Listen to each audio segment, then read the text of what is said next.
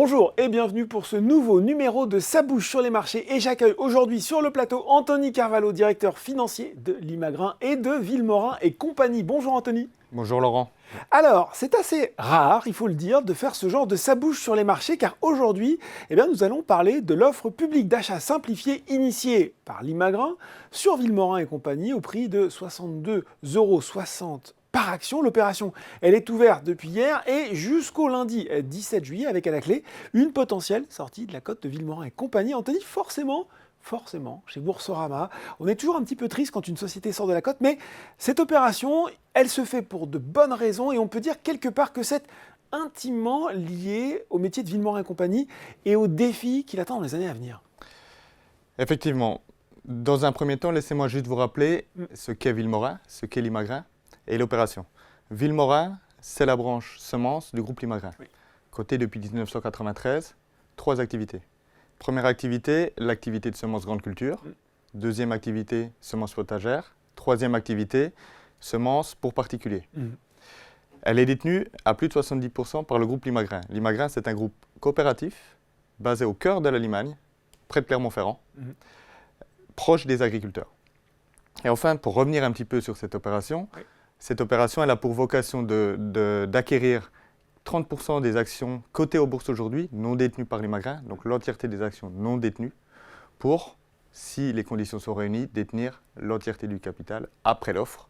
Ça, on le constatera à la fin. Bon, voilà pour la remise en contexte. Et je disais, opération importante, à plus d'un titre. Est-ce que vous pouvez nous expliquer pourquoi très concrètement ?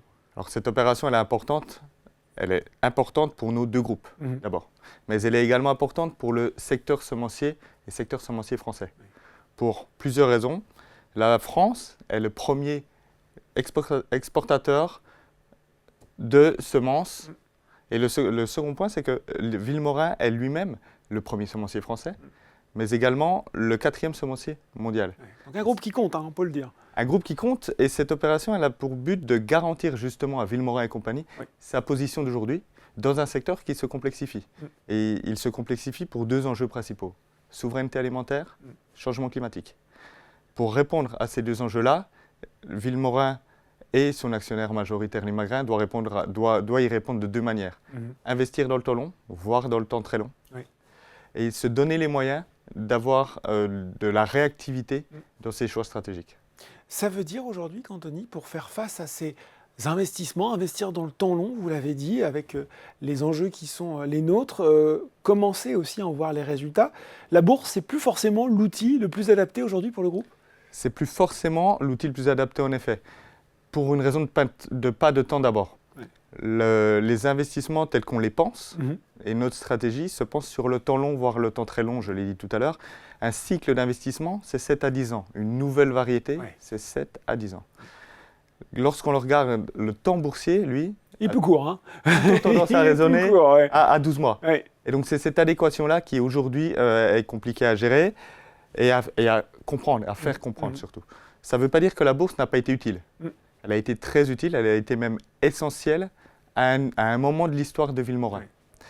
Aujourd'hui, on considère qu'elle n'est pas aussi utile et on n'a pas, et preuve en est, on n'a pas eu à utiliser les marchés pour des raisons de financement depuis 2010.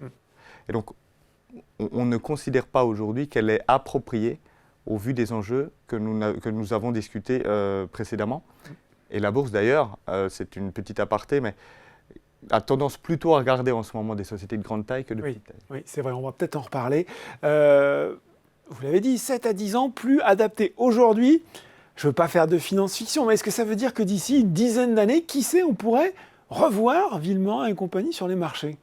Je ne veux pas faire de finance-fiction. Vous non plus. Sur les 10 ans, c'est très long. Oui, on peut s'en passer des choses. Exactement. À court terme, en tout cas, ce n'est clairement pas dans nos objectifs, puisque justement, l'objectif est d'envisager un retrait de cote de Villemorin et compagnie. En revanche, à plus long terme, l'outil boursier est un outil qui se prend selon les enjeux de la société. Donc on verra dans 10 ans les enjeux et on verra à ce moment-là les questions qu'on se posera. Bon, c'est très clair sur cette réponse. Vous l'avez dit, il y a aussi quand même un petit peu un sujet d'une certaine désaffection sur les dernières années des valeurs moyennes en France, notamment moins d'investisseurs sur ces sociétés, donc moins de volume. C'est entré aussi en ligne de compte dans votre réflexion ? C'est entré, je veux dire, on n'a pas le choix. à tort ou à raison, les marchés aujourd'hui se concentrent davantage sur les sociétés de grande taille. Très polarisés, à la recherche de liquidité. Et le fait est qu'aujourd'hui, il suffit de regarder les résultats du CAC 40, la performance du CAC 40 par rapport aux sociétés de plus petite taille, c'est criant. Quand on regarde notre cours également, on a moins de 8000 titres échangés quotidiennement par jour, si on reprend un petit historique. C'est relativement faible. Ça, c'est un élément technique qu'on subit. Et ça, on ne peut pas le changer. Je le disais, on va revenir, on va rentrer dans cette opération, rentrer dans le détail. Limagrain, elle a fait une offre à 62,60 € par action. C'est une prime, allez, je grossis le trait, on aura une slide qui va nous montrer ça très précisément, de presque 50% par rapport au dernier cours coté. Une valorisation juste, selon vous, pour remercier les actionnaires, souvent de long terme, d'ailleurs, de Villemorin et compagnie. On considère que c'est un prix qui est vraiment au bon niveau. Il est au bon niveau pour plusieurs raisons. D'abord parce que les travaux de valorisation ont été faits dans les règles de l'art, classiquement, avec plusieurs méthodes de valorisation. Le second, si on regarde, pour ajouter un complément à ce que vous dites, le niveau de l'offre, il atteint le pic des 5 dernières années, en comparable. Et le troisième, c'est que ce prix-là a été confirmé par un expert indépendant, mandaté par un comité ad hoc, composé d'administrateurs indépendants et de BPI France, qui a justement validé l'équité de l'offre. Peut-être juste un point à ce niveau-là. Suite à ce résultat et ce rapport de l'expert indépendant, BPI France a validé ces derniers jours leur volonté d'apporter leur titre à l'offre. C'est un peu moins de 6%. Et ça permet aux actionnaires, quand même, on parlait de liquidité tout à l'heure, d'assurer une liquidité sur un titre qui était relativement liquide et à un niveau de prix que l'on considère comme vraiment au bon niveau. Un niveau de prix au bon niveau.